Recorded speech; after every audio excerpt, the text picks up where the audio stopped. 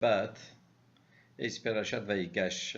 It talks about how uh, Yehuda pleaded the case of Benjamin to be freed, and then how Yosef told his brother that he is Yosef, and the reconciliation of the brothers, and how Yaakov came down to Egypt, and how the Jews were established in Egypt, and they started to grow and grow. When Yosef told his brother who he is, he told them, "Geshurna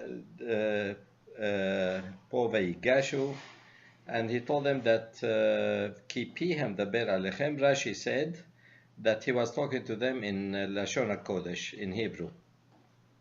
So this is one thing.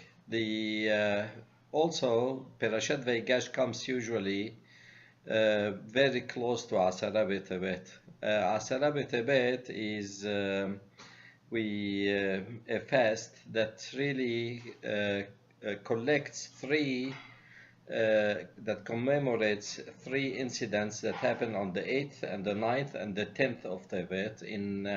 And we have one fast because the rabbis did not want us to fast 3 days. They made us fast only one day.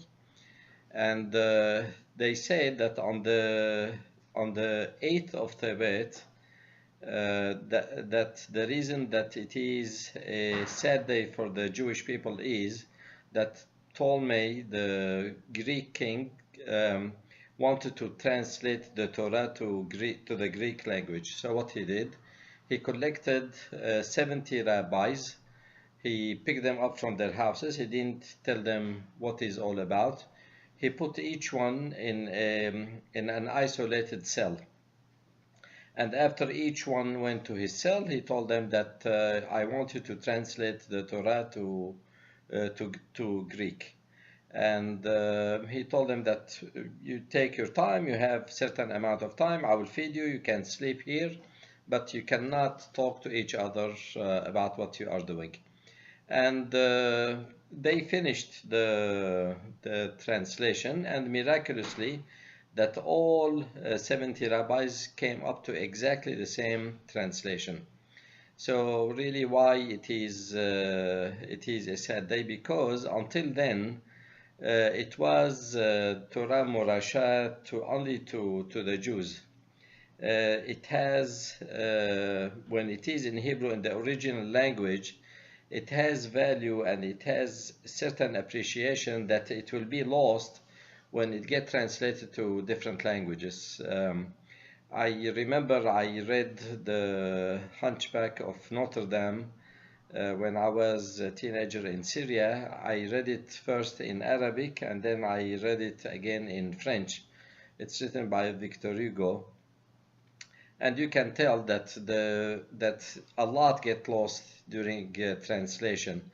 And the same thing is for the Torah. So it is sad day, and it is sad enough that regarding Asara B'Tevet, the rabbi said that if it happens on Shabbat, we will fast on that Shabbat. This is, it's not allowed only for the fast of Yom Kippur, but if Asara B'Tevet fall on Shabbat, we will fast on Shabbat, but the calendar is set in a way that that it doesn't fall on Shabbat. And then the 9th of Tevet, Azra Sofer passed away, and in Asara B'Tevet, that's when the siege that Nebuchadnezzar started, the siege of Jerusalem, that fell on Tisha B'Av 2.5 years later. So we collect all that, and we have only one fast day. This year it happened to be on January 1st, when everyone is celebrating. We are commemorating very important events in the Jewish history. Furthermore, 2 weeks from this Shabbat, we are going to read Parashat Shmot. Shmot is Rashi Tevot of Shnai Mikra Ve'Hat Targum, that we have to be able to understand the Torah well. So it has connotation to the Hebrew language. And furthermore, but what made me decide on talking about the Hebrew language this Shabbat is that last week there is an institution in Israel called the Academy of Hebrew Language. They came up with recommendation. They have periodic recommendation to add, to correct to the Hebrew language, and which is really interesting. Like for example, one of the words that they recommend is that when people do have barbecue, they call that event mitzleh. Mitzleh from the same structure of mishteh, mishteh mitzleh. And it has several recommendations. It's not the place to talk about it now. So all that led me to talk about the Hebrew language. The Hebrew language, we call it Lashon HaKodesh, the holy tongue. Why? According to Harambam, it is because because in Hebrew we don't have dirty words. I bet that each one of us, when we were growing up, we asked ourselves, how do they say this or that in Hebrew? And they told us that in Hebrew we don't have these words at all. And then we have Gentile friends who brag that they know all the dirty words in all the languages on earth. When they come to the Hebrew language, they stumble because there is no such a thing, no dirty word. And that's why we call it Lashon HaKodesh, according to Haramban, that we call it Lashon HaKodesh because it is used in the Tefillot, in the Brachot, in Shirot, in Piyutim, and so on and so forth. And no question that Elu ve'elu Divrei Elohim Hayim, that both of them are correct. In the Khuzari, this is a philosophical work in defense of Judaism, written by Yehuda Levi from Toledo, Spain. He said that it is the most important language, and he also said, and it is a Jewish tradition, that it is the first language. It is a language that Hashem bara ha'olam, ba'asara ma'amarot ha'olam, that those ma'amarot are in Hebrew language. And when Hashem talked to Adam, Mikol Sadat, he talked to him in Hebrew.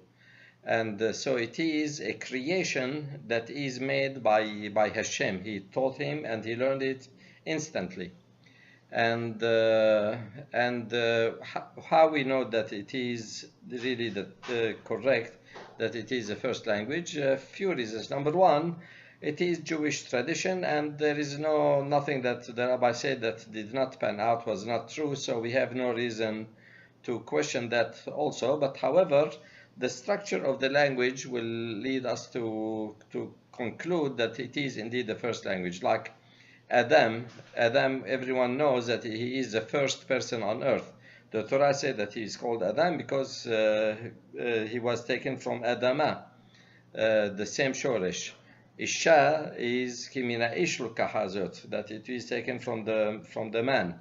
When Havva ki em kol hay, that's the name of the first woman on earth. Havva and Hay, same shoresh. When she had a baby, she called him Cain, ki kaniti ish me'elokim. And Noah, ze nachamenu ma'asenu me'usr yadenu.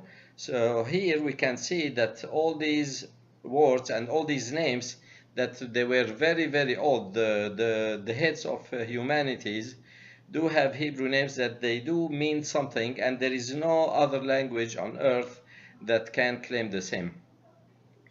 Now, and it's the Hebrew language, according to the tradition, it stayed the one language that all humanity talked in it, and until we can tell by Vayigash Ahadim that it has all one language, until the men decided to do the Tower of Babel, the Hasf HaShalom le'lachem bo, and then Hashem decided that because they are talking the same language, I have to create confusion, and that's why that tower called the Tower of Babel Babel ki balal shem sefatam, that he made the confusion, also a Hebrew word. So now we can hear from C that it is indeed the first language, and it is that Hashem created that language. Now we have the idea that the Hebrew language died after the destruction of the Second Temple. In fact, it didn't. It stayed alive. There is no question it shrank and it regressed tremendously, but it was alive, and in fact it grew some. After the biblical Torah, the biblical Hebrew, we have the Hebrew of the Mishnah. It's a little bit different. We can tell when we read the Mishnah that it is different. It is influenced by Aramaic, that was the language of that earth, but it is in Hebrew still. In the Gemara, it's a different story. The Mishnaic, and in Tveria, there were two families that they carried on, and they were the grammarians, and those are who wrote all the Arba'a Ve'asrim. The most famous one is Mishpahat Bar Asher, and this is on this one Harambam wrote the dinate of the writing of the Sefer Torah. And after that, the Jewish life moved to Babel, to Mesopotamia, and then it went to Europe. And in Europe, they had a few grammarians. We can Rashi mentioned on many occasions about grammarian. His name is Menachem ben Saruk. They say ben Saruk Omer, ben Menachem Peresh, that he explained such and such. Also, he mentioned Ben Lebrat, another grammarian during the medieval age. And also in later on in the 13th century in Spain, we had many poets, Yehuda Levish, Ben Gvirul, Ben Ezra, Shmuel and Nagid. That was the golden age of the Jewish poetry, and in fact of Jewish life and philosophy in general. And then after that, probably it regressed until the nationalistic time that swept Europe. And there was Eliezer ben Yehuda, who is called, and justly so, the father of the modern Hebrew language. He was born in Lithuania to the son of a Chabad rabbi. And while he was in yeshiva, he had tendency to be educated, to look outside the yeshiva world, and he started reading literature and philology and linguistics, and he was convinced that the Jews must have their own language, because the same ideals were being experienced throughout Europe, and because of that, many wars were waged. And then he had very strong nationalistic ideas, and he moved to Eretz Israel. And when he moved, him and his wife decided that they will speak only Hebrew. And also he was in Jerusalem, and because he realized that the Hebrew is, it has a stronghold in the religious community, he acted like if he is religious. In fact, he had to pay oath. And then they realized that he is a fake religious person, and they put him in harem. But nevertheless, he's credited that he is the father of the Hebrew language. And he did the first modern dictionary of the Hebrew language. It was extensive, very well organized. After that, we had few of them. Probably the most famous one is that of Ibn Shoshan. And so now, why, as far as the halakha and the Hebrew language, we do not, by the way, everything that I saying here just about, except about Ben Yehuda and the introduction, is taken from a book called Torah Ladat. It is written by Matatyahu Bloom from Queens. Rabbi Bloom mentioned that there are few, that he brought it from Sota, I believe, that there are few things that could be done in any language, and certain things that they have to be read only in the Hebrew language. Those that they can be read in any language include, believe it or not, Qira'at Shema, the prayer, Tfillot, Berachot, Birkat Hamazon, and also Vidui Maaser. They can be done in any language. However, there are certain things that cannot be done except in Hebrew language, and like for example Birkat Kohanim, it has to be done only in Hebrew. The berachot that they have on Har Gerizim and Har Abel, they have to be in Hebrew. Tfillot of Kohen Gadol in Yom Kippur in Hebrew, and the speech of the Kohen Mashuach Milchama before they go to war, they have to be in Hebrew, and Parashat Agla Arufat has to be done in Hebrew. And it is recommended that we should speak in Hebrew as much as possible. It is Lashon HaKodesh, and some rabbi that they say, including the Shelah, I say that Ashrei, the one that will get used to speak in Hebrew, even Dvarim Shel Chol. And in Yerushalmi, in Gemarat Shabbat, they say that the one who lives in Eretz Israel and he eats his Hulin betahara, that even Mashiach Hol, he eats it when he is tahor. And the one who speaks Lashon HaKodesh and who reads Qira'at Shema on time in the morning and in the evening, he is guaranteed that he will be from Ben Olam Haba. So it is important that as much as possible we have to speak the Hebrew language. It is incumbent upon the schools that they have to encourage, to teach, and the rabbis of the community that we have to learn it and try to utilize it as much as possible.